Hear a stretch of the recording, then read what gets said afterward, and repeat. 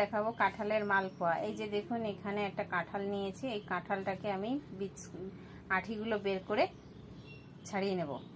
এই যে কাঁঠালের আঠিগুলো বের করে নিয়েছি, আমি এই মিক্সির জারের মধ্যে দিয়ে দেব।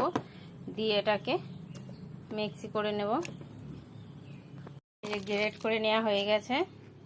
এবার এর মধ্যে দিয়ে দেবো 1 বাটি পরিমাণ মতন, দিয়ে দেবো একটু খাই সোডা, মিষ্টিটা ব্যালেন্স আনার জন্য সামান্য একটু লবণ। এটা আমি ভালো করে একটা ক্যাচলার দিয়ে এইভাবে মিশিয়ে নেব। এবার দিয়ে দেবো এই বাটিটার হাফ বাটি সুজি, এটাকে ভালো করে এর সাথে মিশিয়ে একটু বেকিং সোডা দিয়ে দেবো, চেলে রাখা 1 বাটি ময়দার মিশ্রণটা এর সাথে ভালো করে মিশিয়ে নেব। তেল গরম হয়ে গেছে, অল্প অল্প করে ব্যাটারটা দিয়ে দেবো, এইভাবে ভেজে নেব। কত সুন্দর ফুলে উঠেছে এপিট ওপিট। এই যে দেখুন, এবার এটা আর একটু ভাজা ভাজা করে তুলে নিচ্ছি।